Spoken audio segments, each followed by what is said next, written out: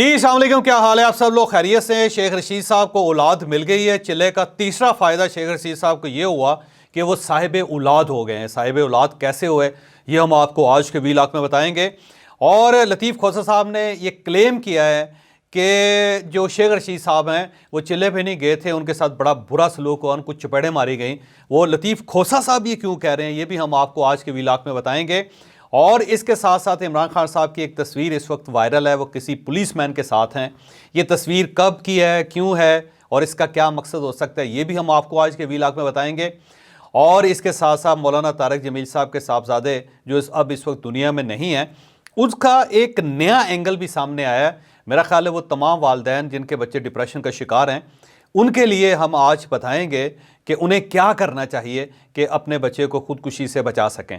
तो डिप्रेशन में खुदकुशी का चांस बहुत ज़्यादा होता है, लेकिन उससे बचा भी जा सकता है। कैसे बचा जा सकता है ये भी हम आपको आज के वीलॉग में बताएंगे। मौलाना तारिक जमील साहब, मैं जैसे आपको बता चुका हूं, बल्कि अगर ना भी बताऊं तो तब भी वो पाकिस्तान के, बल्कि जहां तक उर्दू पढ़ी और सुनी जाती है वहां सबसे बड़े आलिम दीन हैं और उनकी फॉलोइंग करोड़ों की तादाद में है। बेतहाशा लोग हैं जो मौलाना तारिक जमील साहब की गुफ्तगू सुन के ईमान के रास्ते पर आए। तो अब ज़ाहिर है मौलाना साहब के साथ जो हादसा हुआ इंतहाई अफसोसनाक, दिल गिरफ्तार कर देने वाला वो हादसा है, उस पर बात जितनी भी की जाए कम ही होगी। और बल्कि मेरा तो ख्याल ये है कि इस पर ज़्यादा बात करनी भी नहीं चाहिए, क्योंकि उससे मौलाना को ज़ाहिर तकलीफ़ होती होगी। पहला जो उनके साहबजादे आसम जमील साहब हैं, उनकी खुदकुशी के बाद बहुत सारी नई चीज़ें आई हैं और उसमें एक चीज़ इस्टेब्लिश हो रही है कि वो साहबजादे जो थे वो डिप्रेशन का शिकार थे। और डिप्रेशन में याद रखिएगा कि जब भी इंसान डिप्रेशन में जाता है तो उसके अंदर खुदकुशी की जो ख्वाहिश है वो बढ़ जाती है, और इतनी ज़्यादा बढ़ जाती है कि अक्सर लोग खुदकुशी की कोशिश भी करते हैं। तो डिप्रेशन एक ऐसा पागलपन है कि जिसका इख्तिताम अमूमन खुदकुशी पे होता है, क्योंकि इंसान इस कदर मायूस हो चुका होता है कि उसे ज़िंदगी के अंदर कोई रोशनी नज़र नहीं आती, उसे कोई इंटरेस्ट नहीं होता ज़िंदगी के बारे में।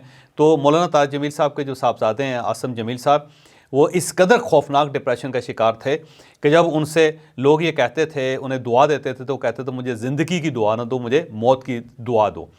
तो इससे आप अंदाज़ा लगाएं कि वो डिप्रेशन की किस सतह पे थे।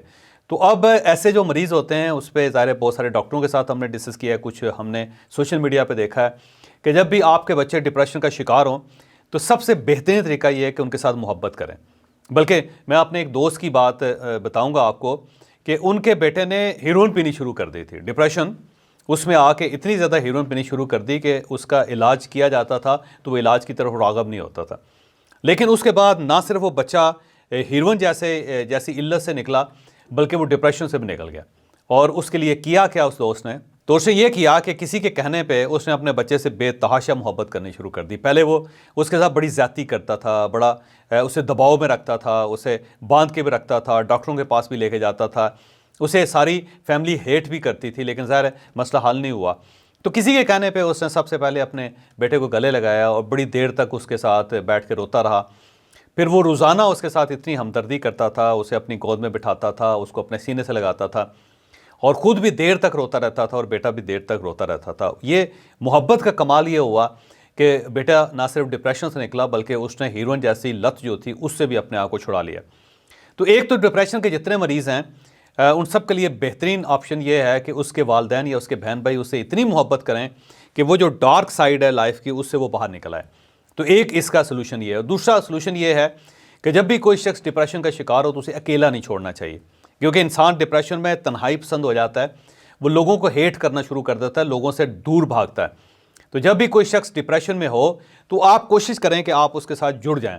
वो अगर बाहर जा रहा हो तो वॉक करें उसके साथ, उसका वो खाना ना खा रहा हो तो उसके साथ बैठ के खाना खाएँ, उसकी जो अच्छी यादें हैं जो पुरानी हैं वो उसके साथ डिस्कस करें। मेरा एक दोस्त था, वो डिप्रेशन का शिकार था, तो हम उसके पास जाके उसके बचपन की बातें करते थे, जब वो पतंगे उड़ाया करता था, जब वो कबड्डी का मैच खेलता था, जब वो हमारे साथ क्रिकेट खेलता होता था, जब हम उसके साथ मिलकर लाइब्रेरियों से किताबें चोरी करते थे। तो वो सारी बातें इतनी अच्छी होती थी कि उस दौरान वो हंसना शुरू कर देता था और डिप्रेशन से निकल आता। तो दूसरा तरीका ये है कि आप उसे अकेला ना छोड़ें और पुरानी जो यादें हैं, जो बहुत अच्छी यादें हैं, वो आप उसको सुनाते रहें।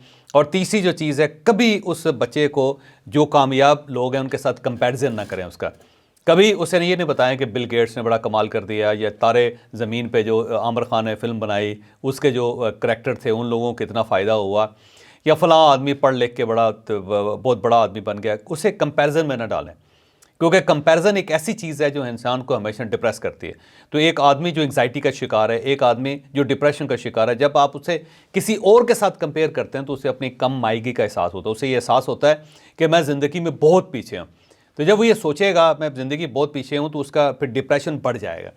اس کے بجائے آپ اسے یہ بتائیں کہ یہ جتنے لوگ کامیاب ہیں یہ سب مایا ہے، کچھ عرصے بعد یہ سب ختم ہو جائیں گے، اور زندگی میں صرف جو خوشی ہے وہی سب کچھ ہوتی ہے، ریلیشن ہی سب کچھ ہوتا ہے. تو یہ جو بل گیٹس ہے اگر وہ بلینر ہے بھی تو کیا فرق پڑ جائے گا، کیا اس نے کمال کر لیا ہے؟ ویسے تو بغیر اپنی بیگم کے زندگی گزارا، طلاق اس کی ہو چکی ہے، کتنی مایوسی والی زندگی ہے.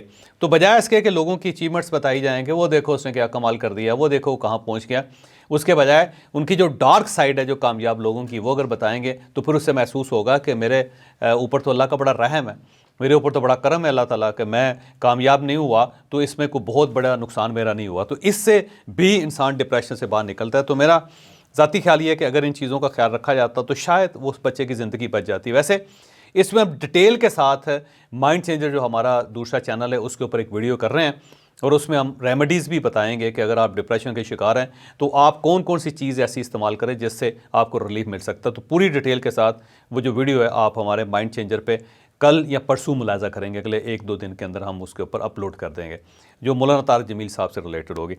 اب ہم شیخ رشید صاحب کی طرف آتے ہیں. تو شیخ رشید صاحب کو جو چلا ہے اس کے اب تک 3 فائدے نکلے ہیں. ایک تو شیخ رشید صاحب یہ کلیم کرتے ہیں کہ میں ایک نیا شیخ رشید ہوں جو پہلے والا نہیں تھا. تو ایک فائدہ تو ان کو یہ ہوا کہ شیخ رشید صاحب 72 سال کی عمر میں نئے ہو گئے، کہ میرا 30 کلو وزن کم ہوا ہے اور میں نے 50 سال پرانا کوٹ استعمال کرنا شروع کر دیا. تو اب شیخ رشید صاحب کو دوسرا یہ فائدہ ہوا کہ وہ ٹرم ہو گئے ہیں اور سلم ہو گئے ہیں اور ایکٹیو ہو گئے ہیں، اور 50 سال پرانے اب وہ کوٹ پہن رہے ہیں. تو دوسرا چلے کا ان کو یہ فائدہ ہوا. اور تیسرا فائدہ ان کو کل یہ ہوا کہ انہوں نے ظاہر شادی نہیں کی، ان کی کوئی اولاد نہیں ہے، تو انہیں بیٹا مل گیا. تو انہیں بغیر شادی کے بیٹا مل گیا. تو انہوں نے کل ایک ویڈیو بنائی جس میں انہوں نے اپنے بھتیجے راشد شفیق صاحب کو اپنے ساتھ بٹھایا تھا جو MNA بھی رہے ہیں اور پھر ناظم بھی رہے ہیں، راولپنڈی کے میئر رہے ہیں. ان کو ساتھ بٹھا کے انہوں نے ڈکلیئر کر دیا کہ میں انہیں اپنا بیٹا بنا رہا ہوں، اور پہلے میری کوئی اولاد نہیں تھی، میرا کوئی وارث نہیں تھا، تو آج سے یہ راشد شفیق صاحب جو ہے میرے وارث بھی ہیں، میرے بیٹے بھی ہیں. تو انہوں نے ان کو بیٹا ڈکلیئر کر دیا. ساتھ انہوں نے یہ کہا کہ جو میں سیاست کروں گا یہ اس کا بینیفیشری بھی ہوگا اور ہم دونوں باپ بیٹا مل کے سیاست کریں گے. تو یہ جو ایک بیان ہے شیخ رشید صاحب کا، یہ صرف یہ نہیں ہے کہ وہ صاحب اولاد ہو گئے ہیں، بلکہ اس کے اندر ایک ٹرک بھی کھیلا ہے شیخ رشید صاحب نے. وہ ٹرک کیا ہے؟ وہ یہ ہے کہ راشد شفیق صاحب جو PTI کا حصہ ہوتے تھے. اب ظاہر ہے راشد شفیق صاحب نے اعلان تو نہیں کیا کہ میں PTI چھوڑ رہا ہوں، اس کی کوئی نہ کوئی وجہ تو ہوگی اور آنے والے دنوں میں ہم آپ کو وہ وجوہات بتائیں گے بھی. تو شیخ رشید صاحب نے اس سے بچنے کے لیے یہ ایک ہومیوپیتھک قسم کا بیان دیا کہ یہ جو میں سیاست کروں گا، جو میری جماعت ہوگی، راشد شفیق صاحب بھی اس کے اندر ہی ہوں گے. تو راشد شفیق صاحب کو انہوں نے ایک برا بیان دینے سے بچا لیا تاکہ اگر فیوچر میں کسی جگہ پہ ضرورت پڑے تو راشد شفیق صاحب کو دوبارہ PTI میں دھکیل دیا جائے اور پھر اس کے ساتھ ساتھ شیخ رشید صاحب بھی وہاں پہنچ جائیں. تو اب ایک تو انہیں بیٹا مل گیا، انہیں اچھی بات ہے، انہیں مبارک ہو. دوسرا انہیں اپنا سیاسی وارث مل گیا، انہیں اس چیز کی بھی مبارک ہو. تیسرا انہوں نے PTI کے ایک اور وکٹ گرا لی، بلکہ وہ ایک وکٹ ان کی ساتھ ہی لے کے چلے گئے، اس کی بھی شیخ رشید صاحب کو مبارک ہو. اور چوتھی بات یہ ہے کہ شیخ رشید صاحب نے راشد شفیق صاحب کو بچا بھی لیا ہے کہ انہیں کوئی بیان نہیں دینا پڑا کہ جی میں PTI چھوڑ رہا ہوں اور یا سیاست سے تائب ہو رہا ہوں. تو انہوں نے ان کو بھی بچا لیا. تو شیخ رشید صاحب گوگلی کے ایکسپرٹ ہیں اور میں ہر بار جب ان کا بیان سنتا ہوں، دیکھتا ہوں، تو میں واقعی ان کی قدر پہلے سے زیادہ کرتا ہوں کہ اتنا سمارٹ آدمی ہے کہ کس طرح وہ دھول چھوک کے سارے معاملات کو سیٹل کر لیتا ہے. لیکن اب اس کے ساتھ ساتھ ایک اور چیز بڑی دلچسپ ہے کہ شیخ رشید صاحب کی عمر اب 72 سال ہو گئی. اور یاد رکھیں کہ دنیا میں صرف 16.8% کتنے 16.8% لوگ ہوتے ہیں جن کی عمر 60 سال سے اوپر جاتے ہیں. باقی سارے لوگ جو ہیں 60 سال سے پہلے دنیا سے رخصت ہو جاتے ہیں. اور پھر صرف 10% لوگ ہوتے ہیں جن کی عمر 65 سال سے اوپر جاتے ہیں. یعنی اگر 100 بندے پیدا ہوئے تو اس میں صرف 10 لوگ ہوں گے جن کی عمر 65 سال سے اوپر جائے گی. اور جو 70 سال کو کراس کرنے والے لوگ ہوتے ہیں ان کی تعداد صرف 3.5% ہے. یعنی صرف 3.5% لوگ ہوتے ہیں جو 70 سال کو کراس کرتے ہیں۔ اس کے بعد ویسے آگے جو 90 سال ہیں اس پہ تو 0.85 ہے، یعنی 1% بھی نہیں ہے جن کی عمر 90 سال کو ٹچ کرتی ہے۔ لیکن شیخ رشید صاحب خوش قسمتی سے ان 3.5% لوگوں میں دنیا کے جن کی عمر 70 سال کو سے اوپر گئی۔ تو اس ایج میں پہنچ کے میرا خیال ہے شیخ رشید صاحب کو کچھ اپنی چیزیں ٹھیک کر لینی چاہیے، کیونکہ اب تو واقعی وہ قبر کے دہانے پہ کھڑے ہیں، اور اللہ تعالیٰ ان کو لمبی زندگی دے، انہیں 70 سے آگے لے کے جائے، 100 سال کی عمر میں بھی جائیں وہ، جن میں ابھی صرف 5,93,000 لوگ ہیں جن کی عمر 100 سال سے زیادہ ہے، تو شیخ رشید صاحب ان میں جائیں۔ لیکن 70 کے بعد میرا خیال ہے شیخ رشید صاحب کو کچھ چیزوں سے تائب ہو جانا چاہیے۔ یہ جو چلاکیاں ہیں، یہ جو سیاست بازی ہے، یہ جو دھوکہ دہی ہے، میرا خیال ہے ان سے شیخ رشید صاحب کو اب نکل کے اپنی چیزیں سیدھی کر لینی چاہیے، کیونکہ قدرت نے انہیں چلا بھی کروا دیا، اور اس چلے میں انہیں بھی بہت کچھ محسوس ہوا ہوگا کہ اب زندگی کا کوئی اعتبار نہیں ہے۔ تو جب آپ کے ساتھ اتنی بڑی چلا کشی ہوئی ہو، 30 کلو وزن بھی آپ کا کم ہو گیا ہو، تو میرا خیال ہے اب شیخ رشید صاحب کو یہ جو چتر چلاکیاں ہیں ان سے نکل جانا چاہیے۔